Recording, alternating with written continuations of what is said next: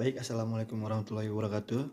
Saya Muhammad Suryadi Putra dari UT UPBJ Pekanbaru dengan NIM 0449755653. Saya di sini akan membuat video singkat di tugas 1 Pancasila tentang pelajaran dari sejarah Pancasila bagi generasi muda.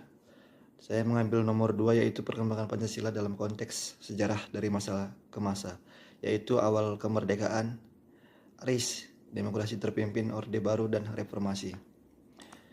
Jadi pada masa awal kemerdekaan 1945 sampai 1959 itu Indonesia telah merdeka, namun Belanda tidak mau tinggal diam. Mereka ingin menjajah kembali Indonesia dengan membonceng sekutu pada tanggal 29 September 1945. Jadi tentara Belanda itu tiba di Jakarta.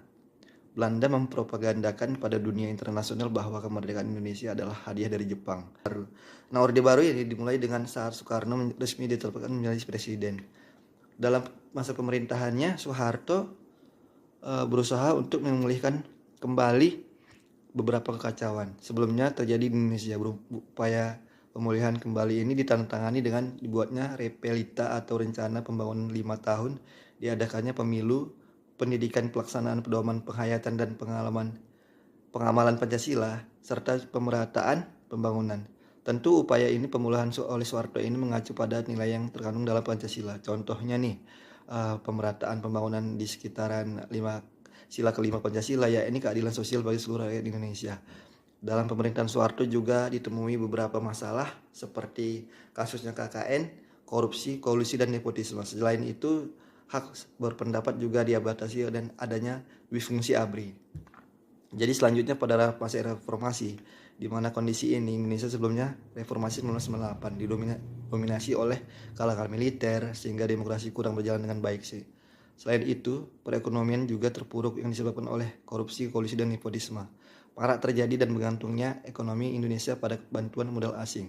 Jadi ada serangkaian kondisi yang banyaknya kerugian yang dialami masyarakat pada saat itu.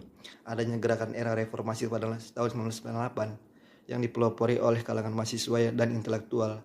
Ada 6 hal yang dituntut oleh gerakan reformasi tahun 1998, yaitu adili Soeharto dan para pengikutnya, amandemen Undang-Undang Dasar 1945, otonomi daerah seluas-luasnya, dan tegakkan supremasi hukum.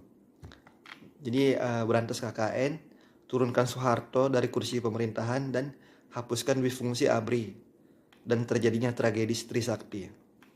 Jadi banyak sekali terjadi masa-masa pada saat orde masa reformasi ini pada zaman Soeharto. Jadi intinya ya ini pada Pancasila itu merupakan tonggak penting dalam sejarah Indonesia yang mencerminkan semangat persatuan, keadilan, dan kemerdekaan negara ini.